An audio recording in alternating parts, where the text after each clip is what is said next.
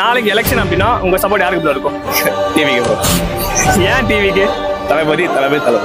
அதான் ஏன் ப்ரோ நிறைய பேர் சொல்றாங்க அந்த மனுஷன் வந்து பணத்துக்காக வராரு, இதுக்காக வராருன்னு சொல்லிட்டு. அந்த மனுஷன் நான் ஒரு படத்தில் ஆடிருக்கேன், ஜனநாயக படத்தில் ஆடினேன், லியோ படத்தில் ஆடினேன், நானும் அவர் பேசியிருக்கோம், நானும் சாரும் பேசியிருக்கோம். ஸோ வந்து எனக்கு தெரிஞ்ச வரைக்கும் அந்த மனுஷன் ரொம்ப கைண்ட் பர்சன், ரொம்ப தங்கமான மனுஷன். அந்த மனுஷன் வந்து ஒரு படத்தில் நினச்சா 2 கோடி 200 கோடி வாங்குற மனுஷன், அவ்வளோ பெரிய காசு வாங்குற மனுஷன். அதை விட்டு அரசியல் எனக்கு யோசனை இல்லை, தேவை கிடையாது.